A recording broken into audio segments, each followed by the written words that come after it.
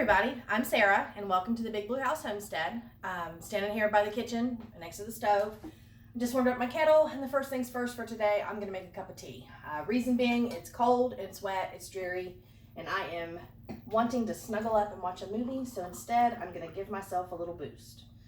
So while my tea is brewing, I want to go ahead and talk about what we're doing today, and that's basically, first thing I have to do, water my seedlings. I need to rotate all my seedlings, and I need to water them. And that's something that you have to do on a constant basis unless you have a big established greenhouse outside where all the sun comes straight down, everything's nice and wonderful. I don't have that. I grow my plants in a room in front of some like bay-like windows, big large windows.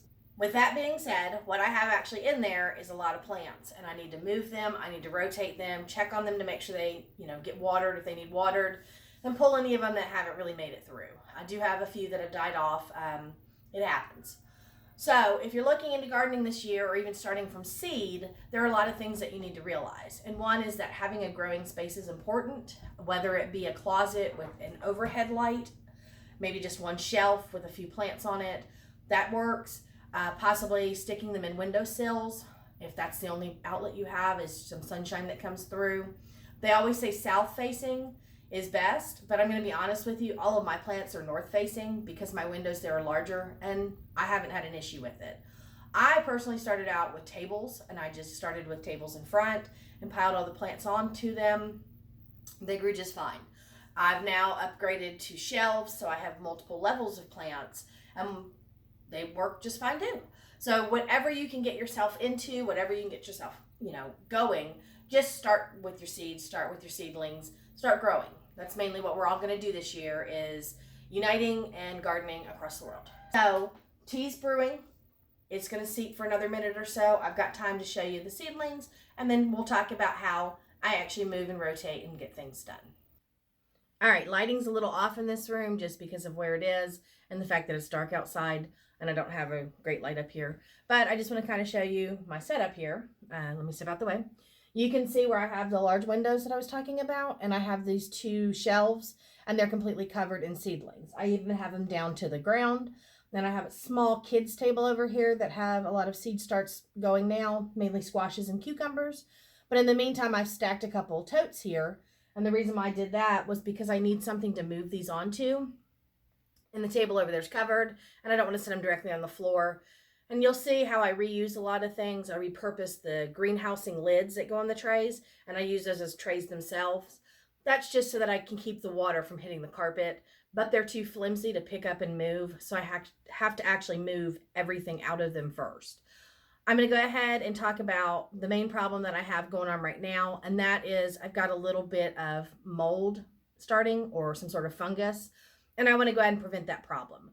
So I have an easy solution. A lot of people just sprinkle with cinnamon. I'm not going to do that. I use hydrogen peroxide. I do a solution of half of a cup of water with a cap full of the hydrogen peroxide, and I just use a paintbrush and paint it on. So I'm going to go ahead and show you that, so that if you're dealing with these same sort of issues, you can start to prevent those problems, especially if you're using the paper pots.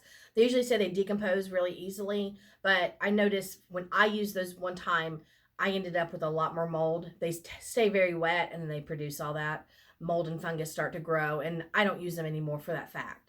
But if you're using those and you need ways to prevent that from happening, hydrogen peroxide is a really easy solution. All right, so like I said, I've got my hydrogen peroxide, I've got a half a cup of water, and then I have just a standard paintbrush. You want to use something that's soft bristled, not rough, because you don't want to damage anything in your soil or underneath your soil growing. When I was talking about my mold and fungus, I planted a bunch of seeds, and you can see all that white and stuff growing. That's not anything to do with the plant. That is a fungus. So I'm going to go ahead and mix my solution. Again, that's half a cup of water with a cap full of hydrogen peroxide. And make sure it gets nice and wet, and then I'm just going to dab it across the top. Anywhere that I see the fungus, I'm going to go ahead and hit it with this. And then I'm also going to paint around the spots where it did grow to prevent the next areas. This can get a little messy, so just watch yourself. If you want to do this as a pour on, I don't recommend it. You could get too much peroxide into the actual soil, and it could harm that as well. All right, now I brought you over to show you what I was talking about with the seedlings themselves. You can see these tomato plants over here on the end. They're actually reaching really far for the light, where the other ones aren't reaching nearly as bad. So what I have to do is I have to move those all the way to the back and turn them so that they'll actually face towards me instead of out towards the window. And that actually helps create a stronger stem too. So for now, I'm just going to get all of these started to move. Peppers seem to be doing a little bit better. They're not reaching as far. You can see mainly it's my tomatoes that are going crazy. I do have some borage right here. That borage is starting to do it as well, but I'm not going to worry too much because I'll repot it. Crazy nasturtiums are just going wild, so I've got to do something with those soon too. But looking at all of my shelves, they seem to be doing okay. I do have one plant in specific I want to talk about, and that's this guy right here. See how tall he is compared to everybody else? Well, he must have needed more sunlight, so he decided to go leggy. Tomato plants going leggy are absolutely fine. And the word is leggy, not laggy. I've seen that a few times. So let's talk about leggy plants real quick. All right, so first of all, ignore the mess. We've got, forts building and all sorts of toys and stuff all around. It's just the kids' playroom, game room, it's going to be messy. But I showed you the plant, and like I said, it's very tall and it's leaning towards the window really hard. This is the same type of cherry tomato. This is a Chadwick cherry. And you can see it's not nearly as big. I mean, nothing like it. It doesn't have anything to do with the tomato variety itself. It just has to do with the fact that the light wasn't getting to this one. So when I take it, if I show my hand here as the window, this is what it was doing, is leaning towards the window. What I'm going to do now is move it from the area that it was in closer to the window, and I'm going to turn it the opposite direction. With that being said, this little plant is going to move itself forward, up, and a little more that way instead of leaning the opposite direction. And when it does that, it builds a stronger stem, and that helps your plants become stronger as you put them outside. Tomato plants are really easy if they're leggy, because when I take this outside to plant it, instead of just sticking it in the ground like this, I can actually pot it up all the way to these leaves at the top, so it's not going to bother anything. Create stronger stems in your seedlings by also adding a lot of airflow into your rooms. Using a circular fan on high is going to blow constantly. They will harden up when you put them outside and you start doing all of, the hardening off to plant. All the natural air that flows in and hits them, they'll start to build stronger stems then as well. Right now, though, I have all of my plants that I have to start rotating and watering. And when I talk about gardening being work, this will probably take me maybe 45 minutes to an hour to physically get it all done. And that's just time out of my day that I chose so that I could sit here and get these plants productive, keep them growing, keep them strong, and keep them healthy so that I can then move them to my garden when needed. All right, so you can see all of these plants right here are leaning a little towards the light, and I need to go ahead and get them rotated. When I rotate, I also check for water, and all I ever do is stick my finger in and push it down just a little towards the side and feel. A lot of people just spray the tops with water, but because these are plants, I need to give them a little extra. And I'll just show you how much water I actually use. Pepper plant I know needs water, and so does this one. And because they're kind of towards the center, I'll show you. And all I do is add a splash. And that's it.